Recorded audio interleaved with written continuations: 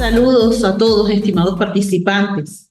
El día de hoy, pues, vamos a ver el contenido de la unidad número 4, correspondiente a lo que es comunidad y posesión. Ustedes están ahorita ya en semana de actividades. Recordemos que nosotros tenemos una semana de atraso con respecto al trimestre normal. Nosotros vamos a tener una evaluación sobre esta unidad 4 la semana siguiente a finalizar esta actividad para que ustedes entonces estén pendientes de lo que se refiere a la unidad número 4 o a la actividad correspondiente a la comunidad y posesión, que es la unidad o el módulo número 4. Pendientes entonces de realizar esta actividad. El día de hoy vamos a estar desarrollando dos instituciones fundamentales para el derecho de bienes y los derechos reales, que es la comunidad y la posesión. Son dos instituciones que tienen que ver mucho con esos atributos que podemos ejercer sobre los bienes, el uso, disfrute y la disposición de los bienes, y cómo el contenido de esos derechos puede variar dependiendo de que seamos el propietario o no de un bien. En primer lugar, vamos a referirnos a lo que se refiere a lo que relativo a la comunidad ordinaria, porque hay casos especiales de comunidad, por ejemplo, la comunidad conyugal, la comunidad concubinaria, que vamos a ver nosotros en este módulo brevemente, la comunidad hereditaria, pero ustedes van a ver en materias específicas, en derecho de familia, lo que son estos tipos específicos de comunidad y las acciones, pues, que se derivan de ellas, los derechos para las partes de esa comunidad. La comunidad es básicamente un derecho real que está dividido entre varios sujetos o entre varias personas. Entonces, el titular de ese derecho real no va a ser una única persona, sino un grupo de personas de acuerdo a lo que señala la Sala de Casación Civil del Tribunal Supremo de Justicia. Es el derecho atribuido a varias personas de manera proindivisa. Y esa palabra proindiviso significa que básicamente la comunidad es donde todo es de todos y nada específico es de alguien en particular. Es decir, todos somos propietarios del mismo bien y todos tenemos mayores o menores derechos sobre ese bien dependiendo de la cantidad o el alcance que tenga ese derecho de propiedad de cada uno. ¿Dónde se desarrolla el régimen de la comunidad? Está a partir del artículo 759 del Código Civil. Vamos a leerlo por acá. Dice: la comunidad de bienes se regirá por las disposiciones del presente título, a falta de pacto entre los comuneros o de disposiciones especiales. Entonces, si nosotros queremos hacer un orden de aplicación de normas para la comunidad, en primer lugar vamos a aplicar el pacto que exista entre los comuneros. Y donde ese pacto no resuelva alguna materia, algún aspecto en particular, se va a regular por las disposiciones especiales y, en tercer lugar, por el Código Civil. Ahora, como característica en la comunidad, siempre ha optado, en Venezuela se ha optado por el modelo romano de comunidad, por el modelo pro indiviso que está establecido en el artículo 760. Dice acá: la parte de los comuneros en la cosa común se presume igual, mientras no se pruebe otra cosa. El concurso de los comuneros tanto en las ventajas como en las cargas de la comunidad, será proporcional a sus respectivas cuotas. De manera que de este derecho, de esta institución de la comunidad, se deriva un derecho restringido para cada uno de los comuneros. Es decir, cada uno de los comuneros solamente tendrá derechos y cargas conforme a las respectivas cuotas que cada uno tenga con respecto a la propiedad de ese bien. Como características, la comunidad presenta dos en especial. En primer lugar, la indivisión de la comunidad es de manera excepcional, es una situación excepcional. Es decir, no puede obligarse a nadie a permanecer en comunidad, a permanecer en sociedad. Y esto es un principio jurídico. La indivisión de la comunidad, es decir, esa imposibilidad de dividir el bien común es una situación excepcional. Y en segundo lugar, como característica, la comunidad no tiene personalidad jurídica en sí misma, como sí lo puede tener, por ejemplo, una sociedad. Las sociedades son personas jurídicas que tienen derechos y obligaciones. Las comunidades no, las comunidades son un tipo de, vamos a llamarlo así, como de sociedad accidental, donde simplemente por una situación especial tenemos derechos y obligaciones dentro de, con respecto a un mismo bien, pero eso no significa que esa comunidad tenga una personalidad jurídica en sí misma. Por eso es que ustedes ven que cuando se va a vender algún bien común, por ejemplo, de una comunidad hereditaria, es necesario que firmen todos los herederos, porque la comunidad en sí misma no tiene personalidad jurídica ni tiene una representación como tal, más allá, por ejemplo, de la que se pueda tener cuando se hace la declaración sucesoral. En el momento de hacer la declaración sucesoral, cuando se solicita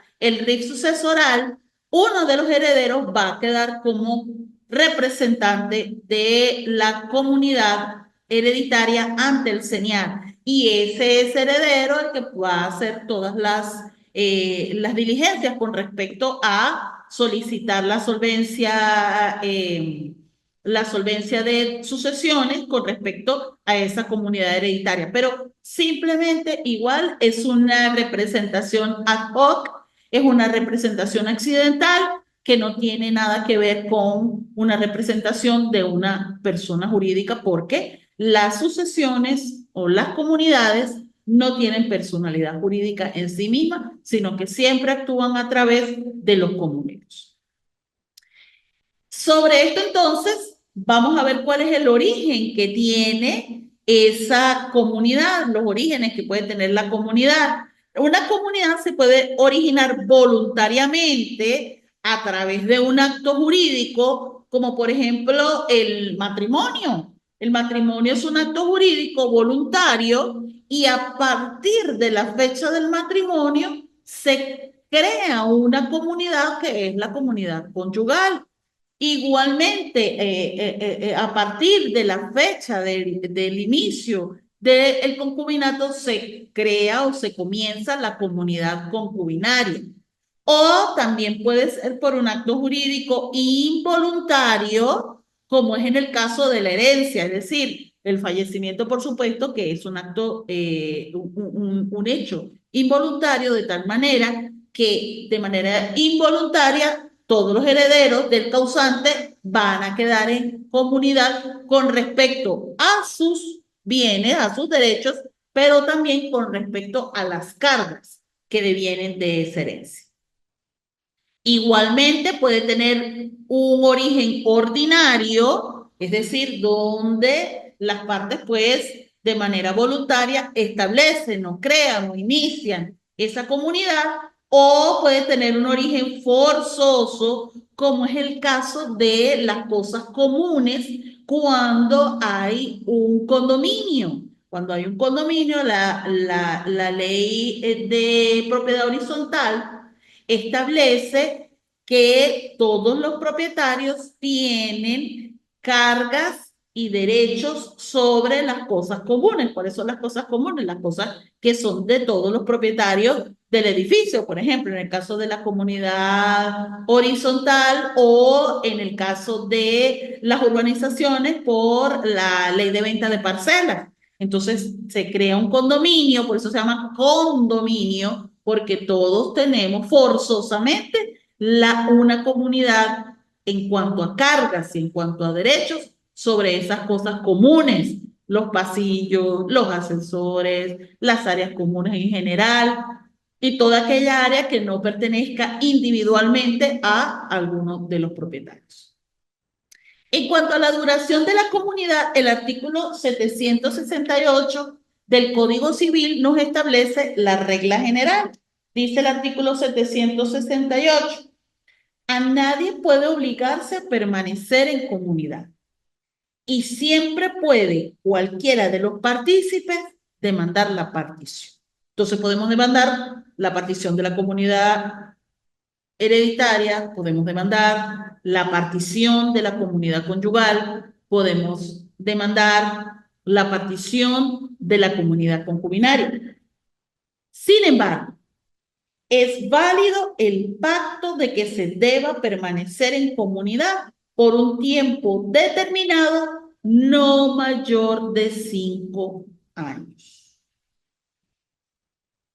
La autoridad judicial, sin embargo, cuando lo exijan graves y urgentes circunstancias, puede ordenar la división de la cosa común aún antes del tiempo convenido. Entonces, la regla general es que la comunidad se puede disolver en cualquier momento, salvo a que hay una excepción que está establecida en este artículo 768 que puede establecerse la comunidad, puede existir la comunidad por un tiempo determinado, no mayor de 5 años. A esa excepción también existen excepciones. Por ejemplo, la comunidad conyugal. La comunidad conyugal dura, por supuesto, más de 5 años. Va a durar, bueno, en el mejor de los casos, porque va a durar todo lo que dure el matrimonio civil. Si el matrimonio civil dura 1 año, pues hasta ahí llega la comunidad. Si el matrimonio civil duró 30, 20, 40, 50 años, entonces esa va a ser la duración de esa comunidad. Igualmente, otra excepción a esa regla general es cuando las cosas al dividirse puedan dejar de tener utilidad. Imagínense ustedes una casa. Una casa como tal, si la dividimos, si separamos las puertas, las ventanas, las paredes, el techo, deja de tener utilidad. Entonces aplicamos lo que dice el artículo 769 del Código Civil. No podrá pedirse la división de aquellas cosas que, si se partieran, dejarían de servir para el uso al que están destinadas. Por ejemplo, un carro. No podemos dividir. Fíjense que cuando nosotros hablamos de las cosas divisibles y las cosas indivisibles. Un vehículo, por ejemplo, no podemos dividirlo porque perdería su utilidad, perdería su fin último. Que se estila, porque ustedes me van a decir, bueno, profesora, entonces, ¿qué hacemos? ¿Cómo hacemos? Porque, ajá, nos heredaron, mi papá nos heredó la casa y nos heredó el carro. Pero pues definitivamente tenemos que, vamos a separarnos porque yo me voy del país, mi hermano tiene su casa en otra parte, yo me llevo a mi mamá, etcétera. ¿Cómo hacemos con esos bienes? Esos bienes, entonces se hace una estimación de cuánto es su valor en dinero, porque recordemos que el dinero si es un bien divisible. Entonces, cada uno, o se hace la venta de esos bienes, se puede hacer la venta de esos bienes y el dinero recolectado, es decir, se hace líquido ese valor de esos bienes de tal manera que cada uno de los herederos puede recibir su cuota parte. La parte de los herederos dentro de la comunidad se denomina cuota parte. Otro caso, otra excepción a ese principio, a esa regla general de los 5 años, etcétera, etcétera, es cuando el juez ordene la división anticipada. Cuando dice el artículo 768, la autoridad judicial, sin embargo, cuando le exijan graves y urgentes circunstancias, puede ordenar la división de la cosa común, aún antes de el tiempo convenido, que máximo puede ser de 5 años. En cuarto lugar, otra excepción, cuando el testador que restringe la división hasta por 1 año. En ese caso también la persona que deja un testamento puede restringir la división de los bienes hasta por 1 año establecido en el mismo testamento. Y finalmente los casos de propiedad horizontal o de ley de venta de parcelas. Cuando hay un edificio, cuando hay una urbanización. ¿Por qué? Porque hay cosas que no podemos dividir. Por ejemplo, no podemos dividir para darle a uno de los propietarios el ascensor, porque tendríamos que destruir el edificio para poder sacar el ascensor. No podemos, por ejemplo, dividir el patio o si hay un área verde común, porque entonces perdería la utilidad para la cual está adherido. Eso es un inmueble, eso es un bien inmueble, pero además es un bien inmueble por su destinación, porque está unido a ese bien principal. Ahí no va a haber entonces división. ¿Cuáles son las causas por las cuales puede disolverse la comunidad? En primer lugar, pues, por el perecimiento de la cosa común. Hubo un terremoto, se cayó la casa y ya no existe más. Hubo una falla geológica y se abrió el terreno, se hundió todo, se hundió la casa, se perdió, el carro se lo robaron y no fue recuperado, el carro fue pérdida total, etcétera, etcétera. Por consolidación también de la propiedad o del derecho real en uno solo de los comuneros. Y esto sucede cuando uno de los comuneros le compra su cuota parte a los demás comuneros. Entonces, se va a consolidar en una sola persona la propiedad o el derecho real. Ya el derecho real no va a ser de uno solo de los comuneros, sino, perdón, de todos los comuneros, sino que va a ser de uno solo de ellos porque adquirió los derechos de los demás. Luego también cuando un tercero extraño adquiere la cosa o el derecho en su totalidad. Allí también ya se disuelve la comunidad porque ahora el único propietario va a ser ese tercero. Cuando hay una renuncia de todos los comuneros, y esto renuncia no significa a dejar de ser comunero, sino simplemente que hay casos de comunidades donde las cargas son mayores que los derechos. Lo que tenemos que pagar es más que lo que vamos a recibir en esta comunidad. Por tanto, simplemente los herederos o los comuneros deciden renunciar a sus derechos, ya no queremos ser más comuneros y pues para nosotros se disolvió la comunidad, porque a lo mejor queda en propiedad de uno solo. Igualmente hay disolución de la comunidad cuando se procede a la partición y nosotros podemos hacer la partición de un bien de manera convencional o lo que llamamos los abogados la partición amistosa de un bien o de manera judicial. Es decir, cuando es un juez el que a través de un juicio solicitado por alguno de los comuneros o por varios de ellos decide y determina que al final se va a extinguir esa comunidad de acuerdo al artículo 770.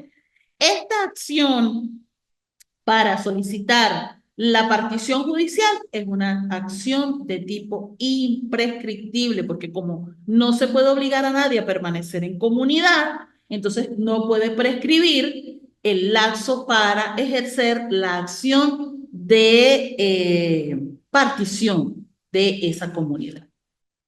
¿Cuáles son los principios entonces que se van a aplicar a la comunidad? Los principios jurídicos de acuerdo al Código Civil. El primer principio, todos los comuneros tienen derechos cualitativamente iguales, como le establece el artículo 760. La parte de los comuneros en la cosa común se presume igual mientras no se pruebe otra cosa. Entonces, todos los derechos, todos los comuneros tienen derechos cualitativamente iguales, para todos por igual. Segundo principio de este régimen jurídico, el concurso de los comuneros, tanto en las ventajas como en las cargas de la comunidad, va a ser proporcional a las cuotas, a la cuota parte que tenga cada uno. Puede ser, por ejemplo, en la comunidad hereditaria, ya sabemos que para hacer la división de la herencia hay que tomar en cuenta ciertos aspectos. Entonces, por ejemplo, si el causante tenía cónyuge e hijos, todos sabemos que el cónyuge es propietario per se de su 50% de la comunidad conyugal, pero además va a ser heredero de su cónyuge, de tal manera, porque tiene vocación hereditaria, de tal manera que va a tener una parte igual al resto de los herederos. Pero por esa circunstancia de la herencia es un comunero también. ¿Quién va a tener cuota parte mayor sobre la propiedad de ese bien? Ese cónyuge, porque va a tener, no es que va a ser va a heredar el 75% de los bienes, no, es que tiene su 50% por ser parte de la propiedad conyugal que formó con el cónyuge fallecido, pero además va a participar de una cuota igual al resto de los herederos. Dice el artículo 760, la última parte. El concurso de los comuneros, tanto en las ventajas como en las cargas de la comunidad, será proporcional a sus respectivas cuotas. ¿Esto qué quiere decir? Que si ese heredero tiene una cuota mayor que el resto de los herederos, tendrá mayores derechos, pero también tendrá mayores cargas. Por ejemplo, el pago de lo que es el impuesto sucesoral, porque su cuota aparte es mucho mayor. Otro principio, cada comunero puede disponer de su cuota común, salvo en pacto en contrario no mayor a 5 años. Es decir, recuerden lo que estuvimos diciendo, que la comunidad no, la regla general es que nadie puede ser obligado a vivir en comunidad, pero que se puede establecer un lapso de duración de hasta 5 años. En ese caso, cuando ya establecido ese pacto de 5 años, no podemos disponer libremente de la cuota común, sino o al vencimiento de ese lapso de tiempo, porque voluntariamente así lo establecimos en el contrato de comunidad. Y además existen casos donde se aplican disposiciones especiales para la comunidad, como por ejemplo en el caso de las herencias, en el caso de la comunidad de gananciales, en el caso de la propiedad horizontal. ¿Por qué? Porque ellas van a venir derivadas de normas especiales, como por ejemplo en el caso de la herencia, se toma en cuenta la ley de impuestos sobre sucesiones y demás ramos conexos, que va donde se establece, donde se señala cuáles son las cargas que tienen y las cuotas parte, de acuerdo a la cuota parte de cada uno de los herederos respecto a la comunidad. Pero además existen las normas especiales con respecto a la herencia establecidas en el Código Civil, distintas de la comunidad complementaria, de la comunidad ordinaria. Igual en el caso de la comunidad de gananciales, también tiene sus normas específicas en el Código Civil, y en el caso de la propiedad horizontal, también hay unas normas en el Código Civil, pero están desarrolladas en la ley de propiedad horizontal. En cuanto a los derechos que tienen los comuneros, el primero es, por supuesto, a disponer de su cuota. Cada uno puede disponer de su cuota. Yo puedo ceder a otro, a un tercero, mis derechos y mis obligaciones con respecto a ese bien común. Y además tienen una preferencia cuando uno de los herederos, cuando uno de los comuneros, perdón, va a enajenar, dice el artículo 765. Cada comunero tiene la plena propiedad de su cuota y de los provechos o frutos correspondientes. Puede enajenar, ceder o hipotecar libremente esta parte y aún sustituir otras personas en el goce de ella. a menos que se trate de derechos personales, pero no puede cercar fracciones determinadas de terreno común ni arrendar lotes del mismo a terceros. El efecto de la enajenación o de la hipoteca se limita a la parte que le toque al comunero en la partición.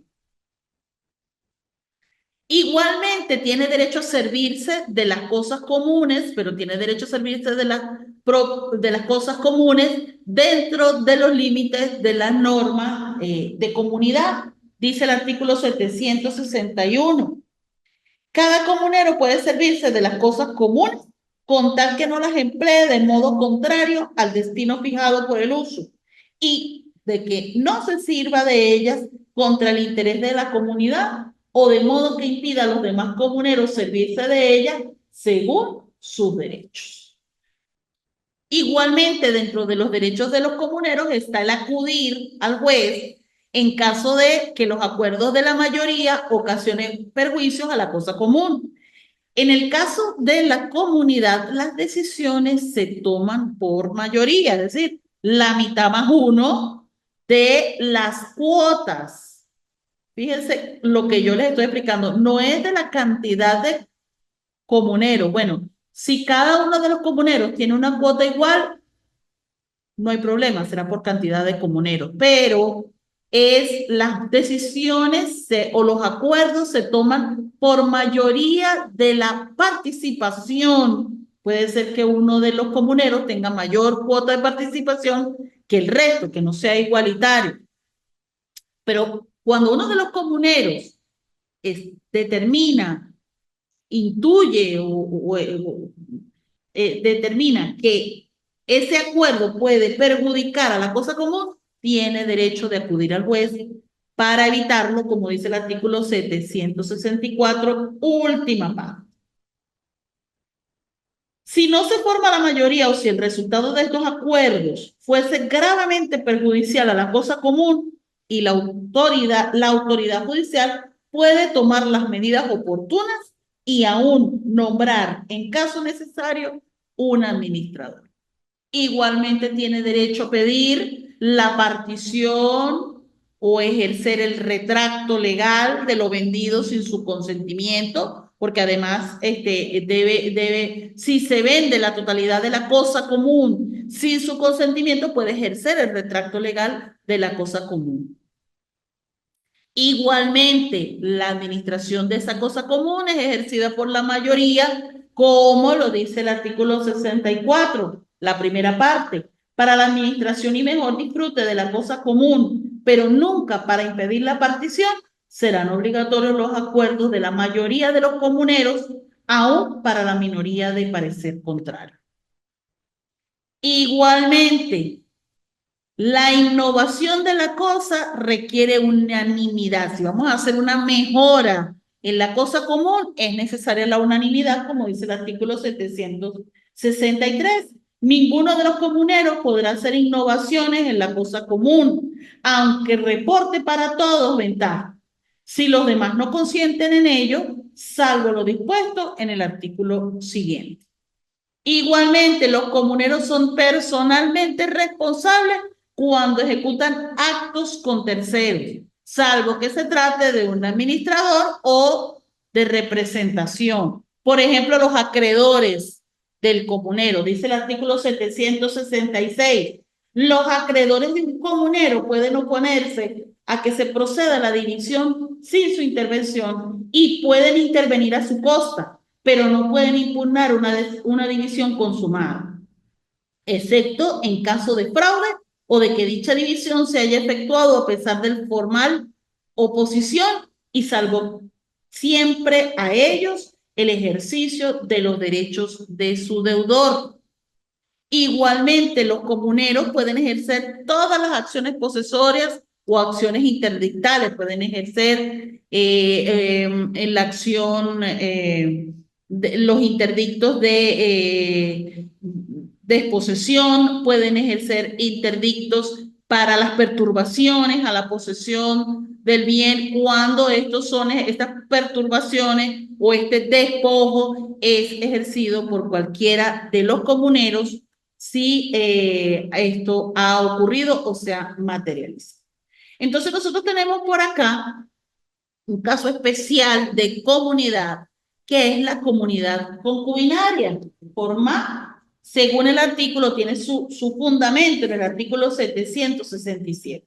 Dice acá, se presume la comunidad, salvo prueba en contrario, en aquellos casos de unión no matrimonial, cuando la mujer o el hombre, en su caso, demuestre que ha vivido permanentemente en tal estado, aunque los bienes cuya comunidad se requiere establecer aparezcan a nombre de uno solo de ellos.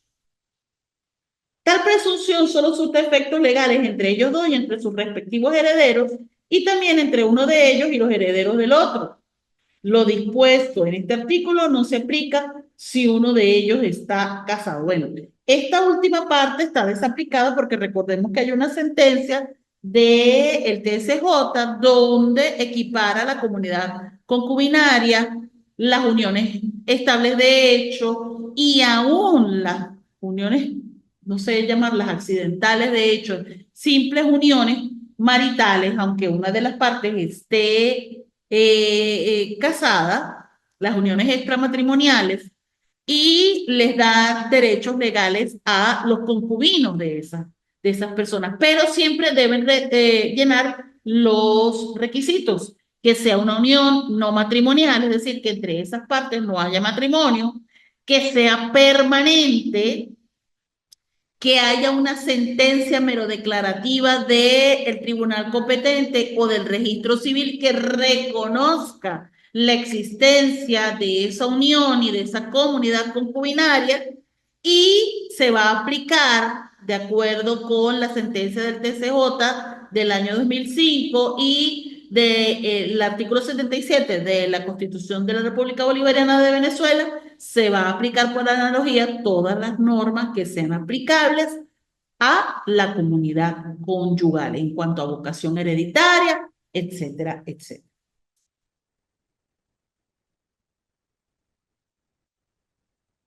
Otra de las instituciones que nosotros debemos ver el día de hoy es la institución de la posesión. La posesión es tan antigua como la propiedad. Y fíjense que el derecho romano no separaba o no distinguía la posesión de la propiedad. Es decir, solamente el propietario podía considerarse el legítimo poseedor del bien. Y en este caso, según el derecho romano, existían dos elementos dentro de esa posesión. En primer lugar, la relación entre la persona y la cosa, es decir, esa relación que devenía o que derivaba de la propiedad y el ánimo possidente, es decir, el ánimo de tener la cosa como suya propia, de ejercer sobre ella todos los atributos de la propiedad. En Venezuela la situación varía un poco con respecto a la institución en el derecho romano. Entonces hablamos de dos elementos y uno es el corpus, que son los hechos que constituyen la posesión, y el animus, que es la intención de tener la cosa o el derecho como suyo propio.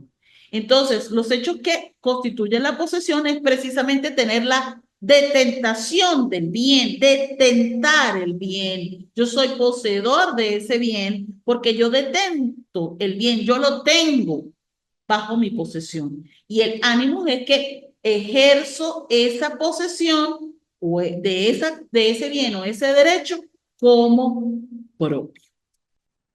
En el artículo 771 está la definición de la posesión y dice ese artículo: la posesión es la tenencia de una cosa o el goce de un derecho que ejercemos por nosotros mismos o por medio de otra persona que detiene la cosa o ejerce el derecho en nuestro nombre. Entonces, fíjense lo que me está diciendo allí el Código Civil. Es la tenencia de una cosa o el goce de un derecho. Entonces, aquí hablamos de estos hechos que constituyen la posesión. ¿Por qué? Vamos a ver más adelante que nosotros podemos ejercer esa posesión sobre todo tipo de cosas, todas las cosas sobre las cuales, excepto los bienes que son del dominio público, los bienes que son de uso público, los bienes públicos de uso privado no pueden ser poseídos por otra persona porque son única y exclusivamente del uso del Estado. Tenemos dos tipos de posesión. Tenemos la posesión directa, que es la que ejerce, pues, obviamente, el propietario. El propietario es quien tiene la posesión directa del bien, que tiene ese ius possidendi. Y además tenemos la posesión indirecta, que la puede ejercer el arrendatario, el mandatario, el depositario o el transportista, por ejemplo, como ejemplos de esa posesión indirecta. ¿Por qué el arrendatario? Porque el arrendatario, en el arrendamiento que está haciendo el propietario, está cediendo el uso y disfrute del bien a ese arrendatario. Por tanto, ¿quién tiene la tenencia durante el lapso que dura el contrato de arrendamiento? El arrendatario. El mandatario, en virtud de su mandato, en virtud del poder que detenta, de ese poder que le tiene que haber otorgado el propietario, también tiene una posesión indirecta del bien. El depositario, cuando hay el caso de depósito legal o depósito judicial de los bienes, también el depositario tiene una posesión indirecta del bien porque son bienes que le han sido entregados por el propietario. O el transportista, porque son bienes que son entregados por el propietario para ser transportados de un lugar a otro. Se pueden poseer todas las cosas. Se pueden poseer partes de una cosa compuesta, se puede poseer universalidades de bienes, se pueden poseer agua y energía eléctrica en cuanto a las instalaciones que están dentro de los inmuebles. Lo que pasa es que nosotros pagamos ese servicio de distribución. Se pueden poseer bienes inmateriales como aquellos bienes que son producto de la propiedad intelectual.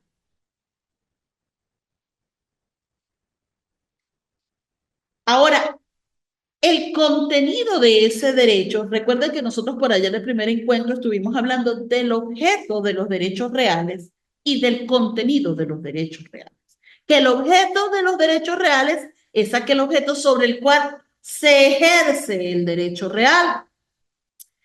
El contenido es hasta dónde llega ese derecho real. ¿Cuáles son las facultades que se ejercen en virtud de ese derecho real? Entonces tenemos que el contenido, en el caso de la posesión, va a devenir del título del cual se ejerce esa posesión. Entonces, si es como propietario, la posesión se va a ejercer precisamente derivado del título de propiedad que tiene, del derecho de propiedad que tiene esa persona sobre ese bien corporal o incorporal, como las obras del ingenio. Como titular de un derecho real distinto, entonces ahí es donde vamos a encontrar ciertas limitaciones en cuanto a la posesión. Si estamos hablando del derecho de usufructo, entonces será el derecho de usar y tomar los frutos de ese bien, los frutos civiles o los frutos naturales. Si es el derecho de servidumbre, entonces vamos a tener el derecho de paso, al derecho de uso de las aguas, a la servidumbre por causa de la cercanía de terrenos, etcétera, etcétera, que se hayan establecido con respecto de ese inmueble. Igualmente, el artículo 789 establece la presunción juris tantum, y ustedes saben que la presunción juris tantum o las presunciones juris tantum son aquellas que admiten prueba en contrario, es decir, hasta que no se pruebe lo contrario, para la ley, la posesión siempre va a ser de buena fe, dice el artículo 789. del Código Civil. La buena fe se presume siempre y quien alegue la mala deberá probarla. Bastará que la buena fe haya existido en el momento de la adquisición. Y yo les voy a explicar esto con un ejemplo práctico. Por ejemplo, hay casos donde se hacen documentos privados para la venta de bienes. Recordemos que hay algunos bienes donde, como en el caso de los muebles, donde la posesión vale título, excepto aquellos bienes que deban ser registrados o que deban ser inscritos o cuya tradición deba hacerse a través de un funcionario público que dé fe de ese acto. Entonces, a veces se pueden hacer documentos privados de venta cuando pues, no hay el tiempo, hay una premura, hay unas circunstancias especiales. Eso da ese documento, aunque no esté registrado, mientras no esté registrado, aunque no se haya hecho el documento registrado, da la posesión del bien y da una posesión de buena fe, como dice acá. Basta que la posesión haya de buena fe, que la buena fe haya existido en el momento de la adquisición.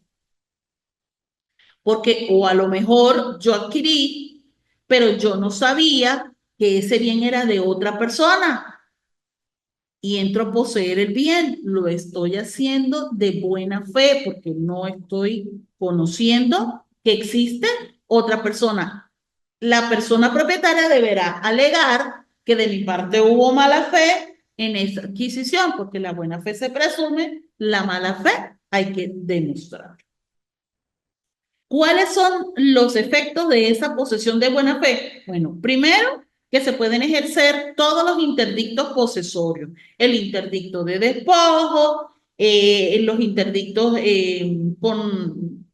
con miras a evitar cualquier perturbación sobre el bien y el resto de los interdictos que contempla el Código Civil. Igualmente,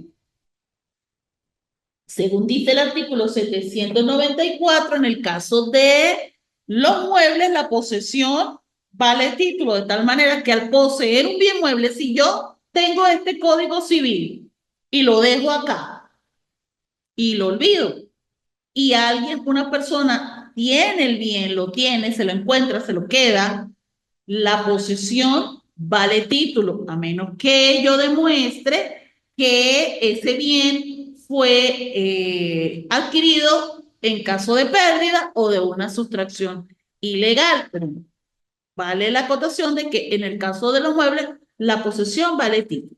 Igualmente, esa posesión de buena fe da derecho a la adquisición de los frutos de esa cosa. Dice el artículo 790, el poseedor de buena fe hace suyos los frutos y no está obligado a restituir, sino los que percibiere después de que se le haya notificado legalmente la demanda. Todos los bienes pueden producir frutos naturales, como por ejemplo cuando tenemos un campo sembrado, tenemos animales y esos animales dan cría. Esos son los frutos naturales de los bienes, porque pues esos son bienes también.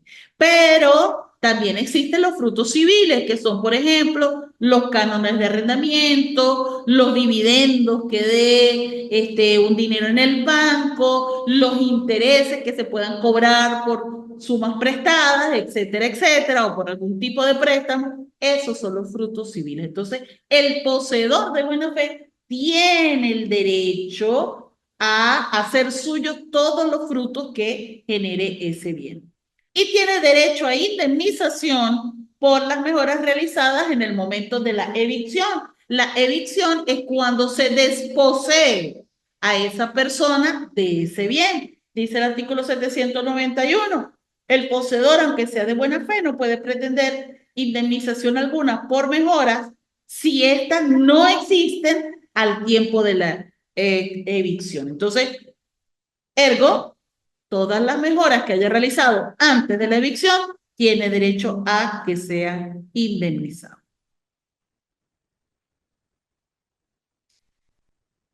¿Cuál es la formas de adquisición de la posesión. Bueno, puede haber una adquisición originaria, es decir, cuando hay estos elementos del ánimos y el corpus que estuvimos explicando.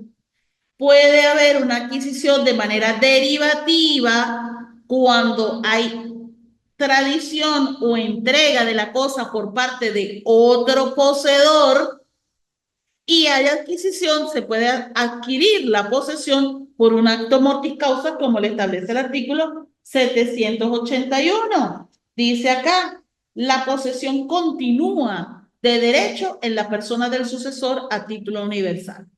El sucesor a título particular puede unir a su propia posesión la de su causante para invocar sus efectos y gozar de ellos.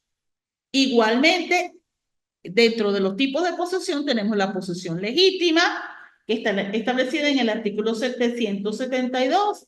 La posesión es legítima cuando es continua, no interrumpida, pacífica, pública, no equívoca y con intención de tener la cosa como suya propia. Entonces tenemos acá los dos elementos de la posesión, el animus y el corpus.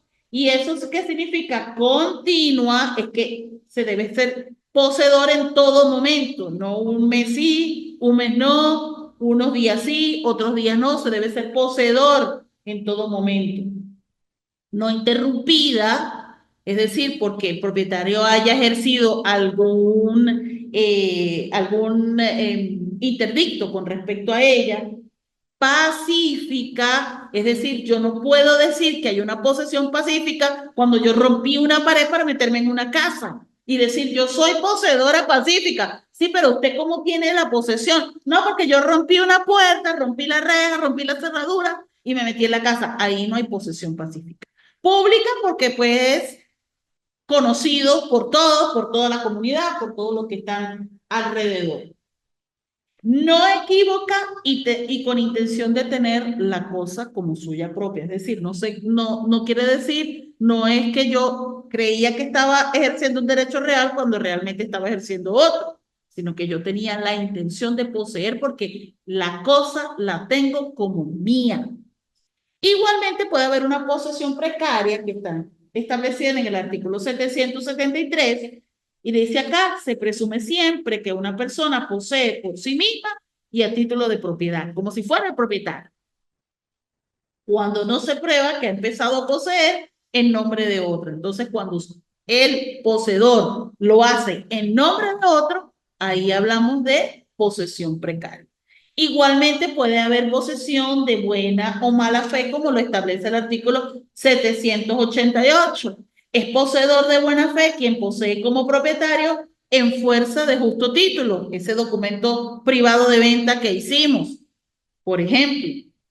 Es decir, de un título capaz de transferir el dominio, aunque sea vicioso, con tal que el vicio sea ignorado por el poseedor, siempre para que se demuestre la buena fe o como arma para demostrar la buena fe es que el poseedor ignore cualquier circunstancia que pueda afectar ese título que él tiene, ese justo título que él tiene. Y vamos entonces con lo que es la protección posesoria.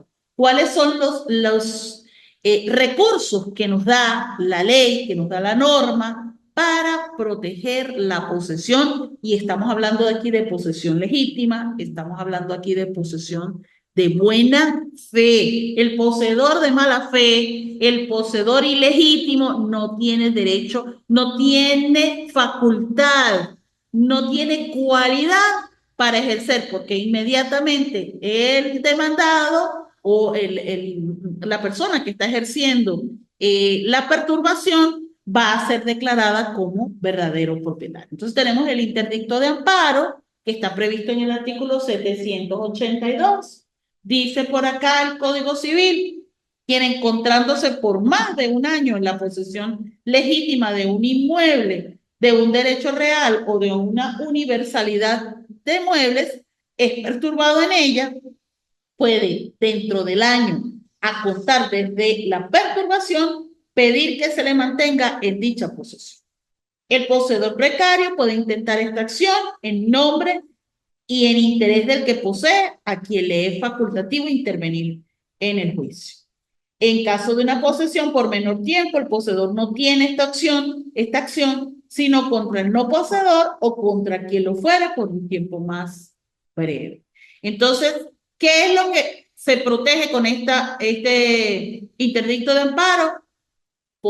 Protege al poseedor por las perturbaciones o molestias en la posesión de las que puede ser el objeto. Entonces, se va a determinar quién es el verdadero poseedor. El daño puede ser material o moral, de hecho o de derecho. El legitimado activo va a ser el poseedor legítimo mayor a 1 año, el poseedor precario o puede ser el poseedor menor a 1 año. El legitimado pasivo, es decir, contra quien se va a ejercer este interdicto, contra el perturbador o sus sucesores e incluso contra el propietario. Los bienes protegidos son los bienes inmuebles, derechos reales, universalidades de muebles, incluso bienes muebles también. Y el plazo de caducidad es 1 año a partir de la perturbación. Igualmente, el artículo 783 contempla el interdicto de despojo que protege del despojo involuntario del bien. Aquí el legitimado activo va a ser quien haya sido despojado, ese poseedor que ha sido despojado de la cosa, incluyendo al simple detentador, y el legitimado pasivo, va a ser el autor del despojo. Contra él se va a ejercer ese interdicto de despojo, incluyendo al propietario. Igualmente tenemos el interdicto de obra nueva, que está previsto en el artículo 785, que procede contra quien realice una obra iniciada en su suelo propio, pero que puede ocasionar un daño a ese derecho real que se está poseyendo. El legitimado activo, el legitimado quien puede ejercer ese interdicto, es el poseedor del bien o el detentador del bien. El legitimado pasivo, es decir, contra quien se va a ejercer ese interdicto, es quien ejecuta la obra. Y el lapso de caducidad es 1 año contado a partir del inicio de la obra. La obra no debe haber concluido porque si no allí es otro tipo de actividad en la que se puede ejercer, otro tipo de procedimiento que se puede ejercer. Y el efecto es que el juez emita una sentencia, emita una decisión que impida la continuación de esa obra hasta tanto no se verifique que no se ocasione el daño. Y tenemos también el interdicto de obra vieja o interdicto de daño temido, que supone que haya un temor fundado de que una obra, de que una edificación ha sido descuidada, que no ha tenido el mantenimiento debido, puede ocasionar un daño a otro. Entonces, el legitimado activo, por supuesto, que será el poseedor, el que va a ejercer ese interdicto, y el legitimado pasivo es el responsable del daño. Bueno, en nombre propio y en nombre del IESIP les doy las más sinceras gracias por estar conectados y pendientes a estos encuentros, síncronos. Cualquier duda que ustedes tengan, por favor, háganmela saber por medio de la plataforma y estamos pues para servirles en ese sentido. Muchísimas gracias a todos.